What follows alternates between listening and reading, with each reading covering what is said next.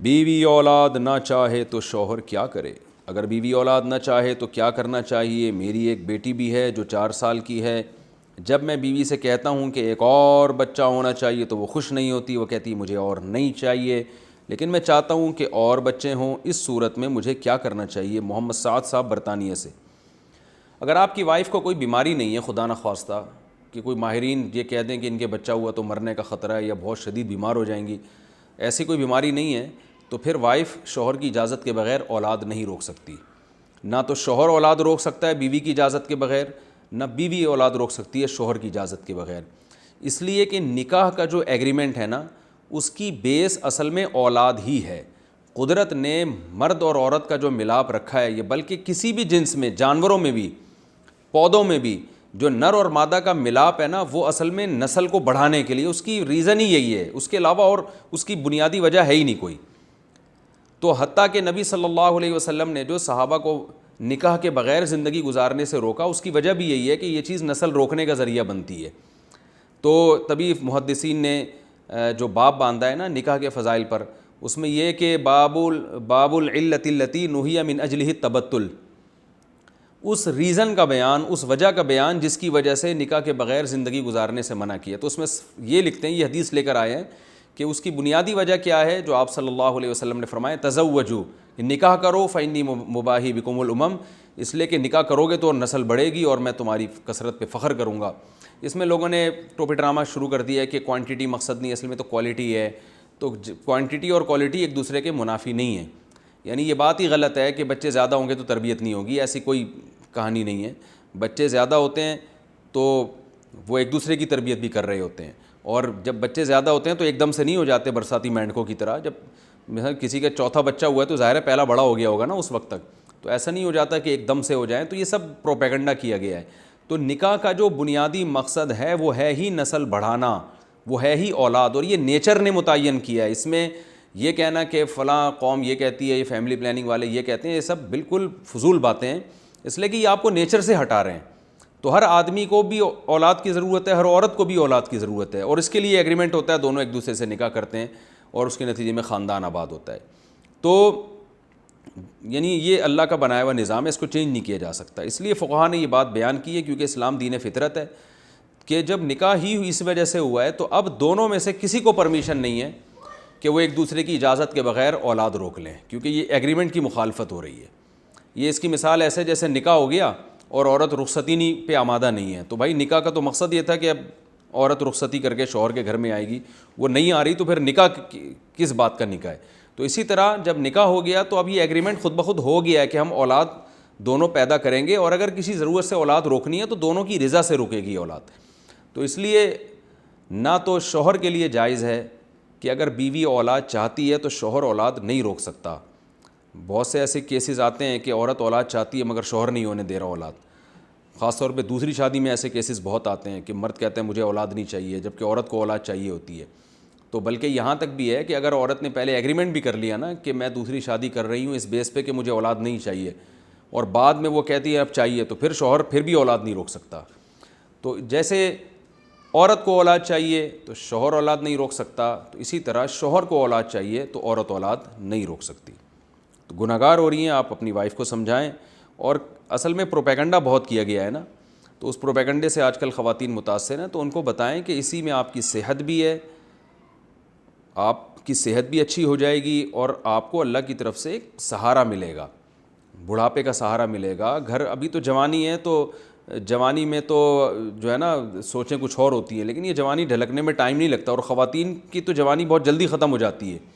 یہ بات خواتین سن کے غصہ تو بہت کرتی ہیں، لیکن حقیقت یہی ہے کہ عورت پہ جوانی بہت جلدی ختم ہوتی ہے. تو اس کو تو اولاد کی ضرورت زیادہ ہے تاکہ اس کا گھر بھرا ہوا ہو، بچے بیٹے ہوں، بیٹیاں ہوں، بہویں ہوں، پوتے نواسے ہوں. لیکن وہ ان کو وہ لگ رہا ہوتا ہے کہ ہم جیسے ابھی ہیں قیامت تک ایسے ہی رہیں گے. تو ایسا نہیں ہوتا بھائی، فطرت سے اللہ کا واسطہ نہ لڑیں، اپنے فیوچر کو سامنے رکھیں، اولاد ملے گی. لوگ کہتے ہیں بگڑے ہوئے بچے نہ ہو جائیں، تو ہو سکتا ہے. میں اس لیے کہتا ہوں بھائی اتنے بچے پیدا کرو کہ اسپیئر میں 2-3 بگڑنے کے لیے بھی رکھو. ایک آدھی ہوا اور وہ بگڑ گیا تو کیا حشر ہوگا آپ کا بڑھاپے میں. تو اتنے بچے پیدا ہوں کہ 2-4 سدھریں گے، یعنی سارے بگڑے بھی تو کم از کم 1-2 تو سدھرے گا نا اس میں. تو اسپیئر میں جیسے ایک اسپیئر ٹائر رکھتے ہیں نا گاڑی میں، تو ایک آدھ بچے اسپیئر میں بگڑنے کے لیے بھی رکھیں کہ یار اتنے ہوں کہ 2-4 بگڑ بھی گئے تو آپ کی صحت پہ اثر نہ پڑے اس سے. لیکن پبلک کی سمجھ میں باتیں آ نہیں رہی ہیں. نہ آئے ہمارا کام ہے پیغام پہنچا دینا, سمجھ میں آئے ٹھیک ہے, نہیں آئے تو آپ کی مرضی. آپ کے بچے زیادہ ہونے سے ہمیں کوئی فائدہ نہیں ہے, آپ کے بچے کم ہونے سے ہمیں کوئی نقصان نہیں ہے. تو آپ کے فائدے کی باتیں ہیں, سمجھ میں آ جائیں ٹھیک ہیں, نہیں آئے تو بھی ٹھیک ہے. مرحوم والدہ کے روزوں کا فدیہ کیسے دیں؟ میری والدہ کا انتقال ہو گیا ہے, مجھے ان کے قضا روزوں کا فدیہ دینا ہے, اس کا کیا طریقہ ہوگا؟ اور کیا میں وہ غیر مسلم کو بھی دے سکتا ہوں, نیز کیا فلاحی اداروں میں بھی دے سکتا ہوں جبکہ وہاں پتہ نہیں ہوتا کہ مسلم کو جا رہا ہے یا غیر مسلم کو؟ اویس پاکستان سے. دیکھیں بھائی, والدہ نے اگر وصیت نہیں کی تھی فدیے کی تو آپ پر فدیہ دینا واجب نہیں ہے. تو والدہ کی وراثت تقسیم کریں, جس جس کے حصے میں جو رقم آئے بس وہ ہے, اور اپنے پیسوں سے اگر والدہ کے لیے صدقہ خیرات کر دیں تو بہت اچھی بات ہے. اب چونکہ یہ واجب نہیں ہے تو اس کا حکم بھی صدقات واجبہ میں داخل نہیں ہے. صدقات واجبہ جو ہوتے ہیں وہ صرف مسلم کو دیے جا سکتے ہیں, غیر مسلم کو نہیں. اور جو مطلق صدقات ہوتے ہیں وہ کسی کو بھی آپ دے دیں. تو اس لیے یہ ایک صدقہ ہے تو والدہ کے صدقے کے لیے آپ ایصال ثواب کے لیے کسی کو بھی دے دیں, اس میں غیر مسلم کو بھی دے سکتے ہیں, مسلم کو بھی دے سکتے ہیں. بس اب یہی نیت کریں, اور وہ نہیں ہے فدیہ. اگرچہ بہت سے ہمارے اہل افتاء یہ بتاتے ہیں کہ فدیہ دے تو اچھی بات ہے, لیکن اس میں بڑی پیچیدگیاں ہیں. تو وہ میں ایک کلپ میں ریکارڈ کروا چکا ہوں کہ بہت زیادہ پھر وارثوں پر دباؤ آتا ہے, اور ظاہر شرعاً تو اس کی کوئی حیثیت ہے نہیں. ایک اللہ کی رحمت سے امید رکھتے ہوئے کہا جاتا ہے کہ فدیہ دے دیں, لیکن پھر نمازوں کا فدیہ بھی ہے, پھر وہ اتنی لاکھوں روپے بن جاتے ہیں, پوری وراثت جائیدادیں اس میں ختم ہونے کا خطرہ ہوتا ہے. تو شریعت کا جو مزاج ہے کہ میت کے بعد وہ وراثت اولاد کا حق ہے وہ استعمال کرے, تو شریعت یہ چاہتی ہے. تو اس میں آپ اخلاقی طور پر بھی ذمہ داری ڈال دیتے ہیں نا اولاد پر کہ وہ فدیہ دے, تو وہ اخلاقی نہیں وہ سمجھ رہے ہوتے, وہ سمجھتے ہیں کہ ہم نے نہیں دیا تو والدہ کو کہیں عذاب نہ ہو رہا ہو.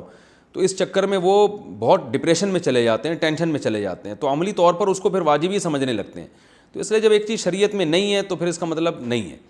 تو ہاں, اپنے طور پر صدقہ جتنا آپ کرنا چاہیں کر لیں. تو فتوے کی روح سے تو یہ ہے کہ فدیہ دے سکتے ہیں, اور 2.25 کلو گندم ہے جو راجح قول کے مطابق. لیکن یہ کہ یعنی دے دیں گے تو اللہ کی رحمت سے امید کی جا سکتی ہے.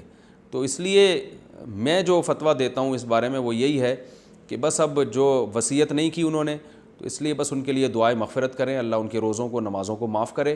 اور جتنا توفیق آپ کو, ویسے صدقات و خیرات کی ہوتی ہے, اسی نیت سے صدقہ کر دیا کریں کہ اللہ ان سے جو نماز روزے رہ گئے تھے تو اپنے فضل سے معاف کر دے. تو بس جو ٹوٹا پھوٹا صدقے کی آپ کو توفیق مل جائے وہ کافی ہے, اور وہ ہر ایک کو دیا جا سکتا ہے. عمرے کے بعد حرم سے باہر بال کٹوا سکتے ہیں؟ میں نے عمرے کے بعد احرام نہیں کھولا بلکہ جدہ میں جا کر وہاں بال کٹوائے پھر احرام کھولا, تو کیا بال کٹوانا حرم کی حدود میں ضروری ہے یا پھر جا کر بھی کٹوا سکتے ہیں؟ واجد محمود ریاض سے. بھائی جان, حرم کے اندر بال کٹوانا ضروری ہے, کیونکہ ورنہ تو پھر لوگ پاکستان آ جائیں انہیں لمبے بالوں کے ساتھ یہاں کے بال کٹوا دیں. تو حرم میں جب احرام سے نکلتے ہیں نا تو حدود حرم کے اندر ہی بال کٹوانا آپ پر لازم ہے. علماء کی ویڈیوز اپنا نام لکھ کر شیئر کرنا. میں 1-2 اسلامک گروپ اور یوٹیوب چینل چلا رہا ہوں جس میں علماء کی ویڈیوز وغیرہ شیئر کرتا ہوں. اس میں میں اپنا نام اور موبائل نمبر بھی لکھ دیتا ہوں. کیا اپنا نام لکھنا صحیح ہوگا؟ اس سے ثواب ختم تو نہیں ہو جائے گا صدام بلوچستان سے؟ نہیں بھائی, ختم نہیں ہو جائے گا. اس میں کیا ہے, آپ اگر شیئر کر رہے ہیں اور علماء کی طرف سے آپ کو ان کی ویڈیو شیئر کرنے کی اجازت ہے, ساتھ ساتھ اپنا نام بھی پھیلا دیں. ہاں, غلط نیت سے اپنا نام نہ پھیلائیں کہ اللہ نہ کرے کوئی غلط آپ کی نیت ہے کہ جب میں مشہور ہو جاؤں گا تو پھر میں الٹے کام کروں گا. امید ہے انشاءاللہ آپ کی ایسی نیت نہیں ہوگی. تو اگر کوئی غلط نیت نہیں ہے تو اپنا نام پھیلانا تاکہ پھر اس سے آپ فائدے اٹھائیں تو اس میں کوئی حرج نہیں ہے, جائز ہے یہ. روزوں کی منت مسلسل رکھیں یا الگ الگ رکھ سکتے ہیں؟ محمد علی انڈیا سے. میرے بھائی کے چھوٹے بیٹے کی طبیعت بہت خراب تھی, میں نے منت مانی کہ میں 10 روزے رکھوں گا اور 5 وقت کی نماز مسجد میں پابندی سے پڑھوں گا, اور میں نے یہ نیت بھی کی کہ اگر میں نے 9 روزے رکھ کر 1 چھوڑ دیا تو دوبارہ شروع سے روزے رکھوں گا, بیچ میں ناغہ نہیں کروں گا. اب اس سلسلے میں کیا حکم ہے؟ کیا مجھے لگاتار 10 روزے رکھنا ہوں گے یا فدیہ بھی دے سکتا ہوں؟ محمد علی, آپ کو 10 روزے لگاتار رکھنے پڑیں گے. 9 رکھ کے چھوڑ دیے تو دوبارہ سے پھر 10 رکھنے پڑیں گے. ویسے اگر کوئی نیت کرتا ہے نا، منت مانتا ہے یہ کام ہو گیا تو میں 10 روزے رکھوں گا، تو اس پر لگاتار واجب نہیں ہے، جب چاہے رکھ لے. لیکن اگر اس کی نیت یہ تھی کہ لگاتار رکھوں گا تو پھر لگاتار رکھنے پڑیں گے. اس میں ایک بھی چھوٹ گیا تو دوبارہ سے 10، اور فدیہ نہیں ہے، آپ کو روزے ہی رکھنے پڑیں گے. امامے کا شملہ کیا آدھی کمر سے لمبا رکھ سکتے ہیں؟ میں مشکات کا طالب علم ہوں. کچھ دنوں پہلے ایک حدیث آئی کہ امامے کا شملہ نصف کمر سے زیادہ نہیں ہونا چاہیے، جبکہ میں نے یہاں کئی سارے علماء کو دیکھا ہے کہ ان کا شملہ نصف کمر سے لمبا ہوتا ہے. اس بارے میں رہنمائی فرمائیں عطاء الرحمن انڈیا سے.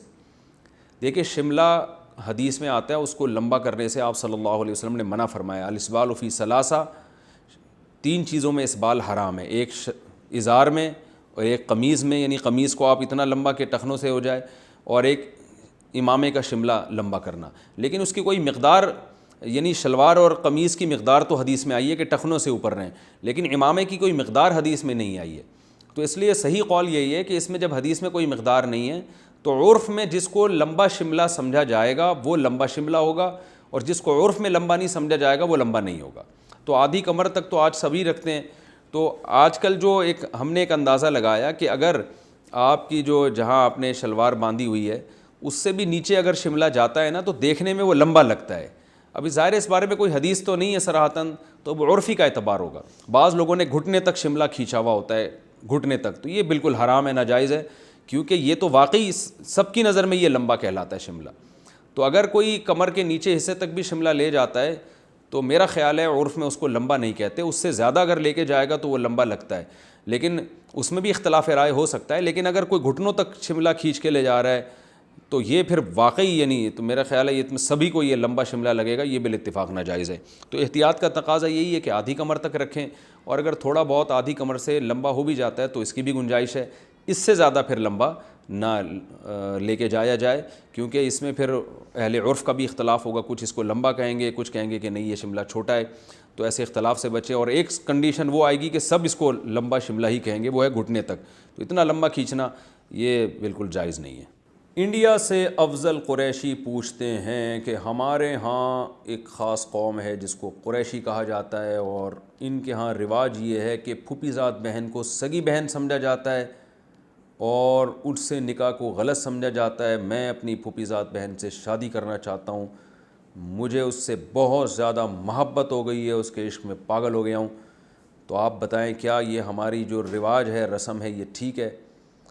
جناب افضل قریشی صاحب، یہ جو پھوپھیزاد بہن ہے نا، یہ پھوپھیزاد ہوتی ہے، یہ سگی بہن نہیں ہوتی. قرآن مجید میں اللہ تعالیٰ نے پھوپھیزاد بہن سے نکاح کرنے کو حلال قرار دیا ہے. صاف اللہ نے بتایا وَبَنَاتِ عَمِّكَ وَبَنَاتِ عَمَّاتِكَ وَبَنَاتِ خَالِكَ وَبَنَاتِ خَالَاتِكَ، کہ پھوپھی کی بیٹیاں، خالہ کی بیٹیاں، ماموں کی بیٹیاں، چچا کی بیٹیاں، ان سب سے نکاح حلال ہے. تو یہ کزن میرج تو نہ صرف جائز ہے بلکہ اسلام میں ایک پسندیدہ ہے. اس کے بہت سارے دلائل ہیں جو میں ایک شارٹ کلپ میں ریکارڈ کروا چکا ہوں، اور اس پہ جو کہا جاتا ہے کہ بچے معذور، یہ سب فضول قسم کی باتیں.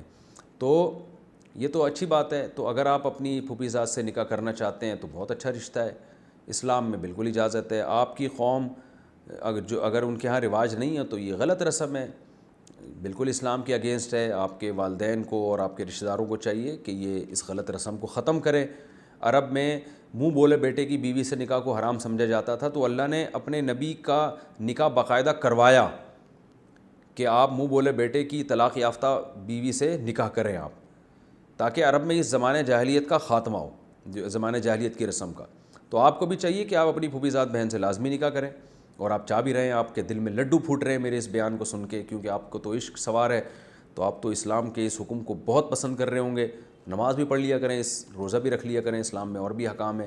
اور پھوپھیزاد بہن سے آپ لازمی شادی کریں. تو میں آپ کی پھوپھیزاد بہن کو بھی ترغیب دیتا ہوں کہ آپ سے نکاح کریں، تاکہ